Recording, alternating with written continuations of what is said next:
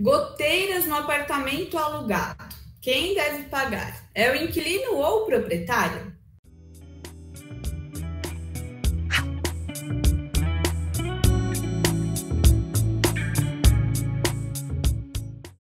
Oiê, eu sou a Tainara. Eu estou aqui com o Marcel, que ele durante anos foi advogado, especialista no ramo imobiliário. Ele também já foi proprietário de uma imobiliária e também corretor.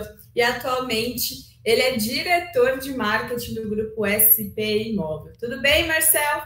Tudo bem, Tainara? Então beleza.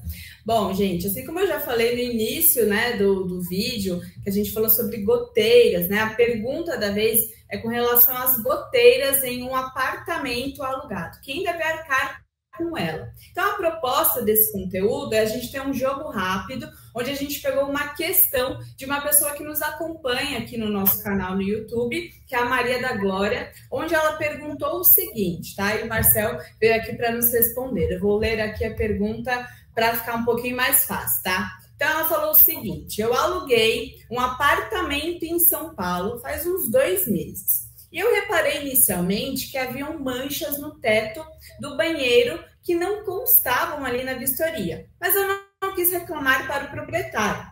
Passado esses 2 meses, as manchas aumentaram e começou a pingar bem acima do vaso sanitário. O que eu devo fazer?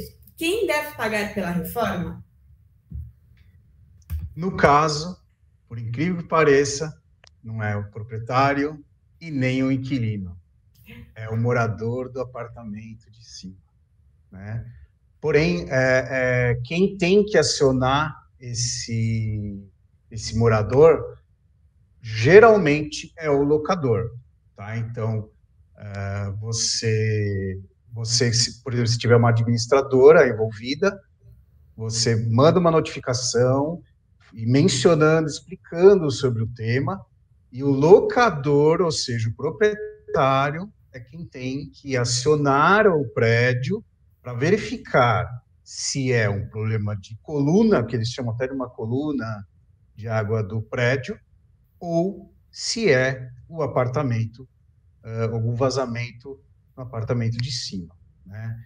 E quando esse locador notifica esse morador lá de cima, ele não se manifesta, ou seja, ele fala, não vou fazer nada, porque eu não estou percebendo vazamento nenhum, porque não é na cabeça dele, né? É na cabeça do morador, do inquilino, no caso, né? Do inquilino de baixo. O proprietário, ou seja, o locador, infelizmente, se não houver meios normais, tem que ingressar com uma ação chamada ação de dano infecto, com pedido de liminar. O que é um pedido de liminar? Para acelerar o procedimento, né? O juiz já notificar, falando para ele que ele resolver aquele problema em poucos dias, né? E aí, então, esse locador ele tem que ingressar com uma ação contra esse morador de cima, ou que às vezes esse morador pode ser até um inquilino, né? Então, olha a confusão que é, né? Você tem que descobrir quem é o proprietário, mandar essa notificação para esse proprietário do apartamento de cima, para ele resolver o problema de vazamento, né? Então, esse é um meio, vamos dizer, mais rápido de se resolver através de uma notificação e, quando não tem jeito, através de uma ação de dano infecto. Complicado, né? Nossa, é demais. Marcel, eu queria até te perguntar uma coisa. Você colocou que às vezes o proprietário do apartamento de cima, né, o morador pode não ser o proprietário daquele apartamento. Caso seja um inquilino, o proprietário do imóvel, do apartamento de cima, que é o responsável pelo vazamento, ele quem é o encarregado, ele quem fica responsável pelo pagamento dessa solução, né, desse ajuste. Exatamente. Inclusive, por exemplo, geralmente se danifica o gesso do apartamento alugado, né? E ele também tem que pagar o conserto desse gesso, né? Porque geralmente, até não sei se já chegou a ver isso, ele começa a formar um buraco, né?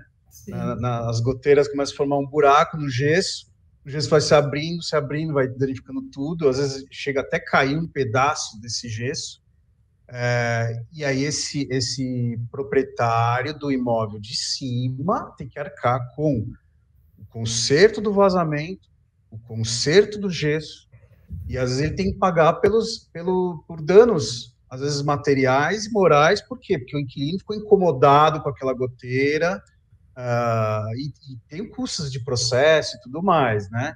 Então, geralmente, quando você faz uma boa notificação, se resolve, né? E o prédio, ele geralmente tem um endereço mesmo que seja um inquilino morando em cima, né? Ele tem o endereço do proprietário, né? Porque ele paga condomínio, provavelmente, então ele tem esse endereço. Aí você notifica esse esse proprietário da unidade de cima e pronto. Agora, se esse proprietário do imóvel, locador, né, não se manifesta, né, não faz nada, e o inquilino começa a ficar incomodado, ele também pode ingressar com uma ação contra esse morador de cima, tá? Porém, isso é uma obrigação do locador, conforme, vou até mencionar aqui quais são os artigos, né? É o artigo 22, né, da Lei 8.245, nos seus parágrafos 1, 2 e 3. Né? E por quê? Aqui fala, o locador, que é o proprietário, né, é obrigado a entregar ao locatário imóvel alugado em estado de servir ao uso que se destina, garantir durante o tempo de locação o uso pacífico do imóvel locado. E esse é o terceiro, é o mais importante. Manter, durante a locação, a forma e o destino do imóvel. Então, durante todo esse período de locação, o locador, que é o proprietário, ele tem que se responsabilizar por isso, né? E aí depois tem os artigos do Código Civil, né, que menciona, que é o artigo 1277, que fala do direito de vizinhança.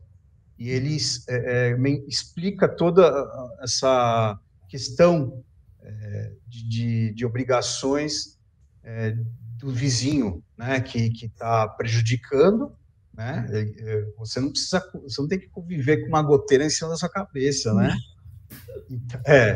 Então, esse é o artigo do Código Civil, 1277 e seguintes, que explicam mais ou menos a questão do direito de vizinhança.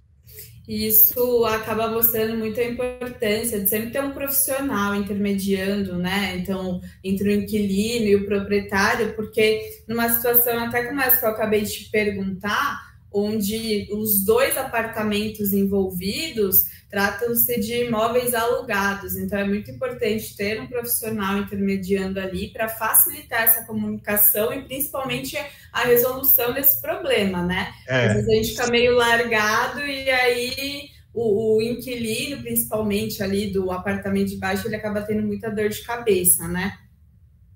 Você imagina você é inquilino e alugou direto com esse proprietário, esse locador, né? E aí começa a ter esse tipo de problema. Aí você avisa esse proprietário, ele fala assim, é problema seu, entendeu? Porque sem uma administradora fica muito mais difícil. A administradora ela tem esse dever, né, de comunicar, de alertar o proprietário, o locador, né, de alertar, olha, se você não fizer nada, você pode ser prejudicado lá na frente, porque o inquilino vai ingressar com uma ação contra você, não, ou seja, ele vai, primeiro que ele vai tentar resolver o problema do morador de cima, né, e depois ele vai ingressar com uma ação contra o locador, né, porque ele não tomou atitude, né, então, ou ele vai sair do imóvel, também é uma coisa ruim, ele sai do imóvel, da forma, né?